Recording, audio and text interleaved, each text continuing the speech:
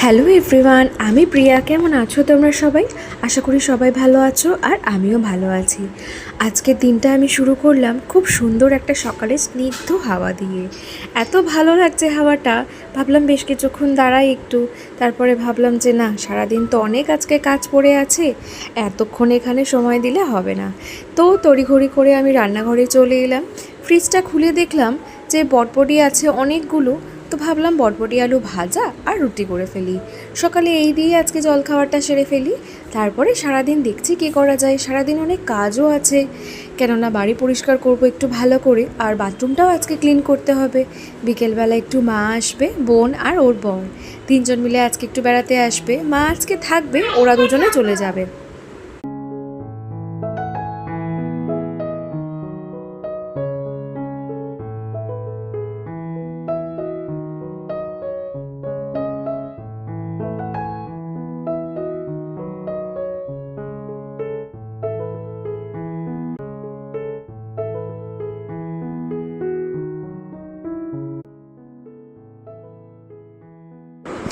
সকালে খাওয়া দাওয়া সেরে ও চলে গেল কাজে। তারপরে যে সমস্ত কাজ বাকি ছিল সব কিছু কমপ্লিট করে চলে এসেছিলাম আবার রান্নাঘরে।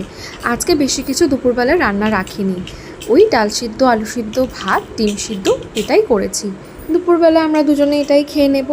আর আজকে বাইরে না একদমই বেরোতে পারিনি, যে বাজারে গিয়ে একটু কিছু কিনে আনবো। আর ওয়েদারটাও দেখো না, কি মেঘলা মেঘলা করে আছে। কি জানি ওরা আজকে আসবে কি না। মাকে ফোন করলাম, মা বলল হ্যাঁ আমি তো আসছি। তারপরে বোনকেও ফোন করলাম, বলল দেখছি কি করা যায়, যদি বৃষ্টি হয় হয়তো আসতে পারবে না। তো তাও বললাম যদি তোরা আসিস বিকেলবেলা একটু চিকেন নিয়ে আসবি। যে মানুষ বাড়িতে অতিথি হয়ে আসছে তাকেই নাকি আমি বাজার করে আনতে বলছি, কী অবস্থা না? কিন্তু আমার কাছে কিছু করার নেই, ওর কাছে একদমই সময় ছিল না। উঠেই খেতে খেতে এত দেরি হয়ে গেল, তারপরে আর যেতে পারলো না। ওকেও তো জোর করা ঠিক নয় না, কেননা কাজের মধ্যে থাকে সব সময়। আর আমি সারাদিন এত কাজ করে একটু সময় পাইনি যে বাজার থেকে কিছু কিনে আনবো। তাই ওদেরকেই বললাম, কিছু আর ভাববে জানি না। যাই হোক, খাওয়াটা এখন আমি সেরে নিচ্ছি। কি ভালো যে লাগছে, অনেক দিন পর আজকে আলু সিদ্ধ, ডাল সিদ্ধ, ডিম সিদ্ধ করেছি। ছোটোবেলায় স্কুলে যাওয়ার আগে না এটাই হয়তো বেশিরভাগটা খেয়ে আমরা স্কুলে যেতাম। সেই ছোটোবেলায় মা যখন আলু ভাতে মেখে দিত, একটু ঘি দিত গরম ভাতে, কি যে অমৃত লাগতো মুখে সেই সময়। এখনও বেশ ভালোই লাগে। একটু ঘি নিয়ে নিলাম গরম ভাতে, আর কাঁচা সর্ষের তেল দিয়ে আলুটা মেখেছিলাম, আর ডাল সিদ্ধর মধ্যেও একটু সর্ষের তেল দিলাম, যা ভালো লাগে। কি এটা? এটা কি দিদান এনেছে? এই কাঁচিতে এরকম করে ছিঁড়ে ওইটা ছিল। খাওয়া দাওয়াটা সেরে যেই একটু শুয়েছি, সেই দেখে একটা কলিং বেল বাজলো। তখনই বুঝলাম কেউ তো এসেছে। দৌড়ে গিয়ে যখন দরজাটা খুলে দেখি মা চলে এসেছে। কত কিছু নিয়ে এসেছে দেখো। এই দেখো আমাদের গাছের কালো জাম, খেজুর, সেই ছোটোবেলায় কুড়িয়ে কুড়িয়ে যখন খেতাম না, কি মজাটা লাগতো। তারপরে এনেছে ঠেকুয়া। ঠেকুয়াটা আমার বৌদি বানিয়েছে। বাঙালি হলেও এত সুন্দর ঠেকুয়া বানায়, মানে বিহারিরাও ফেল। তারপরে আমাদের গাছের আম এনেছে, কাঁচা আমগুলো আমাদের গাছে, আর যে পাকা আম দেখছো সেটা মা কিনে এনেছে। খুব ভালোই খেতে ছিল। তার কিছুক্ষণ পর দেখছি আবার কলিং বেল বাজলো। দেখলাম যে বোন আর বোনের বর চলে এসেছে।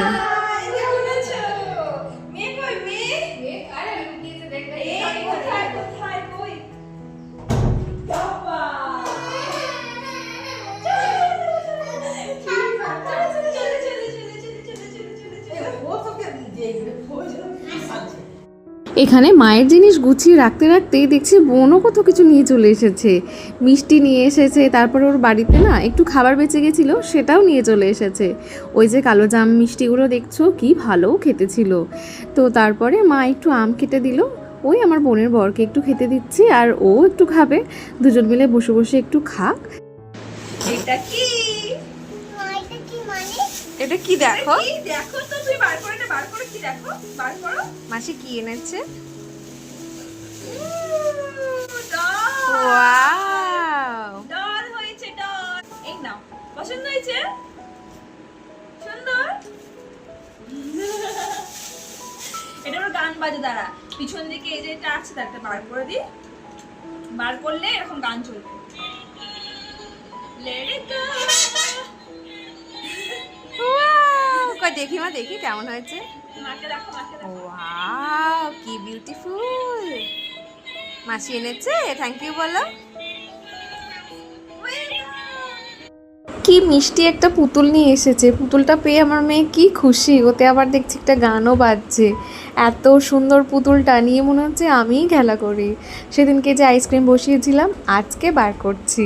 কি সুন্দর যে আইসক্রিমটা হয়েছে, একটু বরফ হয়ে যায়নি ভিতরে, এত সুন্দর ফ্লেভারটা বেরিয়েছে, খেতে দারুণ ছিল। সবাইকে দিলাম, খেয়ে বললো খুব ভালো হয়েছে। বাইরের ওই সমস্ত আইসক্রিম খাওয়ার থেকে আমার মনে হয় বাড়িতে যদি একটু কষ্ট করে বানিয়ে নিই না, খেতেও যেরকম স্বাদ হয় সেরকম ভালো। এগুলো খাওয়া তো আর ক্ষতিকর নয়।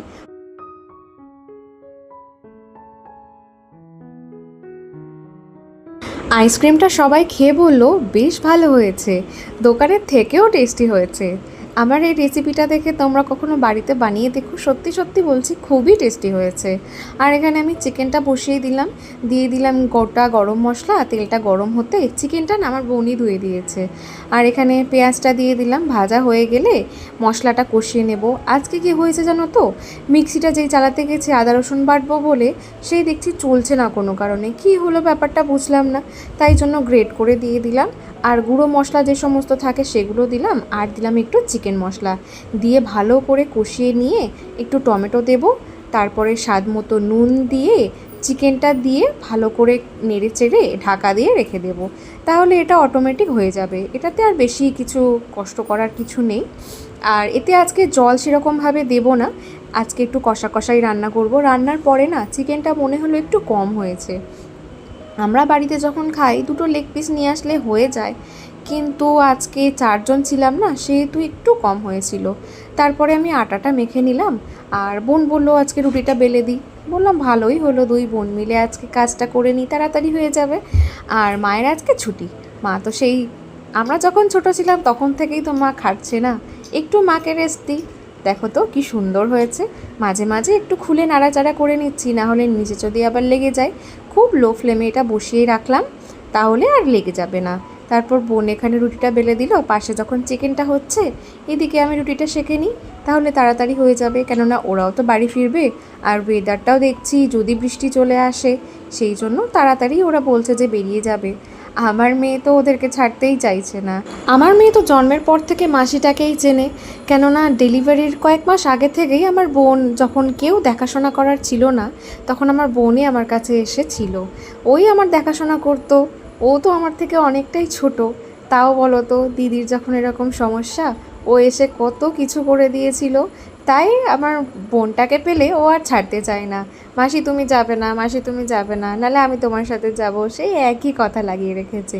দেখো চিকেনটা হয়ে গেছে, কি ভালো যে খেতে হয়েছিল। খেয়ে সবাই বেশ তারিফ করলো যে খেতে খুব ভালো হয়েছে। তোমরাও এইভাবে একবার বানিয়ে দেখো, খুব ভালো লাগে জানো তো। ওদেরকে খেতে দিয়ে দিই খাওয়া দাওয়া শেষে, তারপর ওরা বাড়ি চলে যাবে, ঘরটা আবার যেন ফাঁকা হয়ে যাবে। মা আজকে থাকবে, কালকে বিকালবেলা চলে যাবে।